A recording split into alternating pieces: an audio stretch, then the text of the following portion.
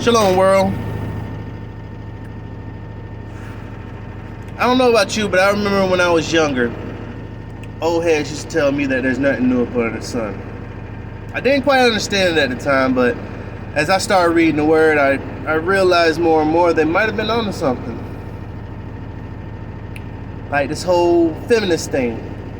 I bet you think that's something that's recent, right? Or at least fairly recent. This, because it's been around since what, the 60s? But what if I told you that feminism has been around a lot longer than that? And simping. Feminist and simping, they go hand in hand. One couldn't exist without the other. Well, I want to prove it to you. Not only has it been around for a long time, but it's also in the word. Yeah. In fact, it's responsible for the fall of mankind. You don't believe me? Alright. If you go back to Adam and Eve, when the serpent goes to Eve is not interested in eating the fruit. Why? Because she says it will make her die. The serpent says, you can eat of the fruit. It won't kill you. In fact, it will make you like the gods, to know the meaning of good and evil. Now, I want to give you some advice if you start reading the word, because a lot of people like to say this means this and that means that, but you have to interpret the word by the word.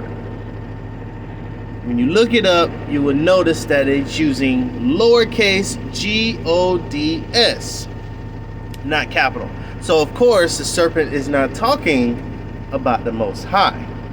Who is he talking about then? Who would she be like?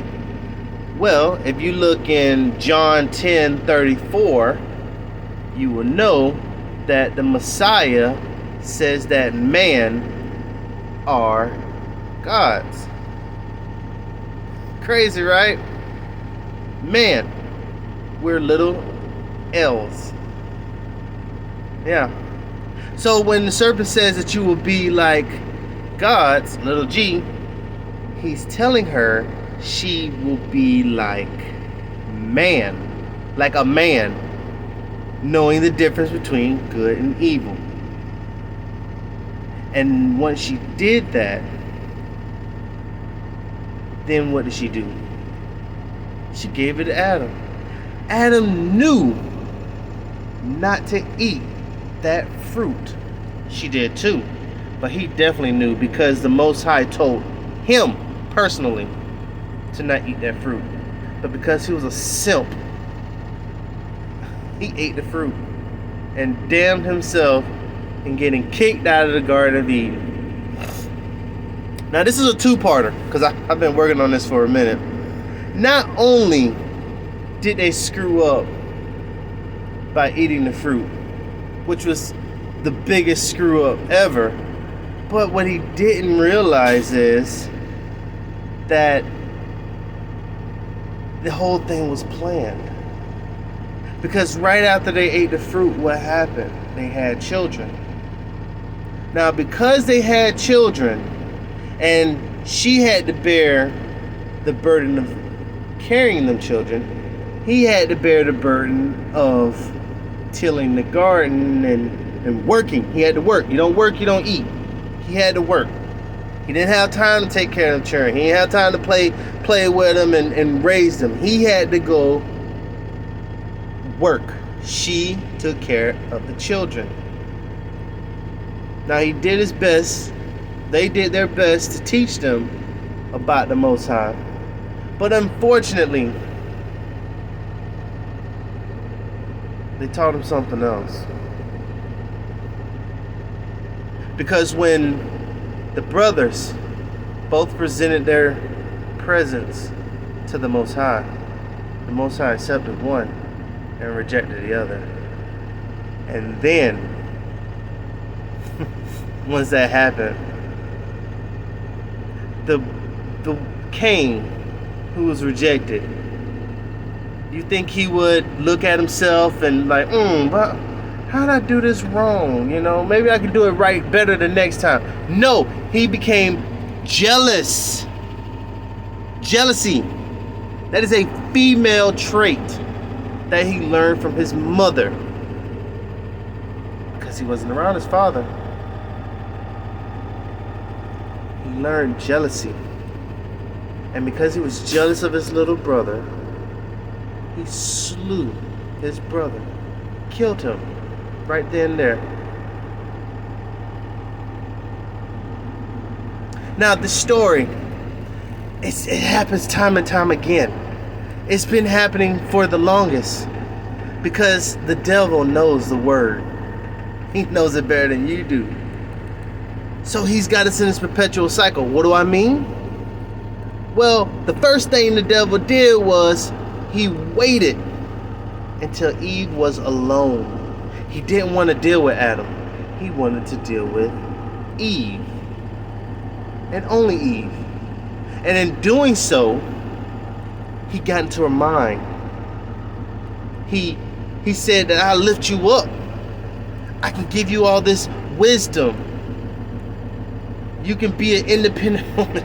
I'm sorry. I couldn't help myself. But he told her everything she needed to know to corrupt her mind. And she took that mess back to Adam.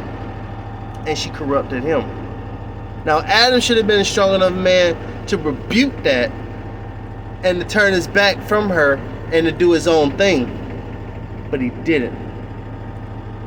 So once she corrupted him. And they were doing their thing. They got kicked out, of course. Then, just like what the government did with us, putting a woman in charge of the household, we started learning all these feminine traits. We started worrying about the physical stuff instead of trying to enlighten ourselves. We started thinking about, oh, how do I look?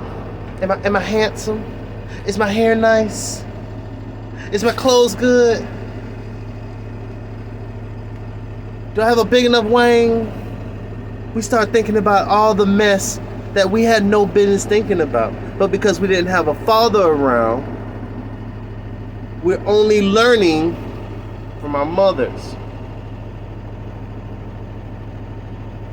And through that action, we start to have envy.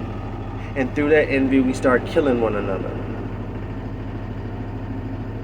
Because remember, I'm 96% more likely to be killed by someone who looks like me than anybody else. Niggas killing niggas, they don't understand. It's the master plan.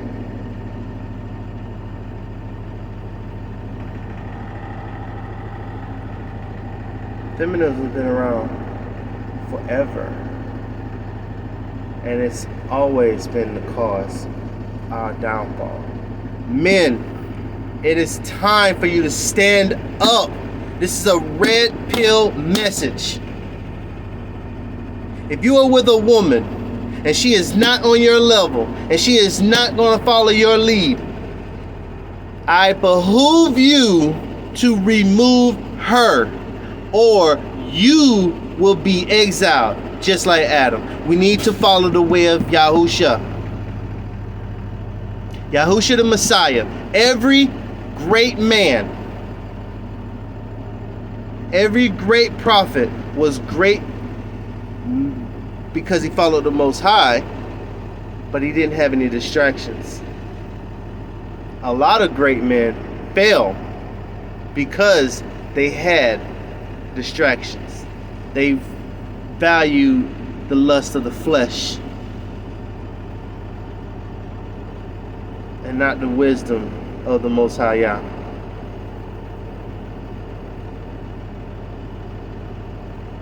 Brothers, it's time for us to stand up. They told us that we have a matriarchic community, and I rebuke that. Because the word says that the head of the woman is who? man. Man is the head. And the head of man is Mashiach. And the head of Mashiach is the Most High. That is the order. Anything other than that is chaos. Women are not meant to lead. They are double-minded. They must be led. The difference between a woman and a child is the woman is grown. There are some women out there that have some sense. I'm not saying all of them are crazy. I'm just saying it's out of order. Especially when it comes to sisters. Think of everything. Think of why do you think the system want to push them ahead? Huh? Black female president, black female judge, black female entrepreneur. Why do you think they do that? Because Satan knows, the serpent knows who he need to talk to. He's not talking to you. Because you're going to put the foot in his head. The word says, I will put enmity between you and the serpent. Thy seed and the serpent. You are the seed of Adam. He fears you.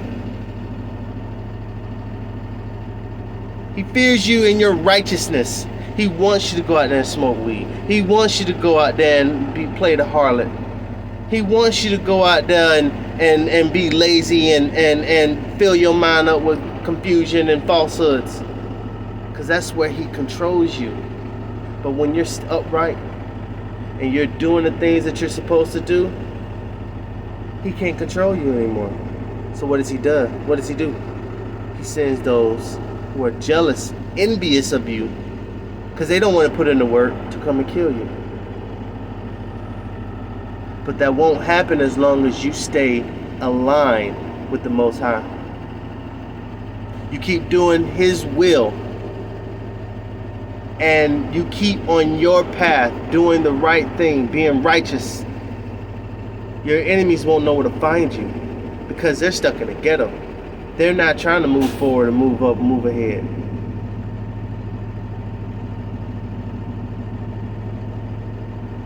It's a red pill moment, man. Take it. Run with it. Stop letting the foolishness of this world hinder you in your purpose. Shalom.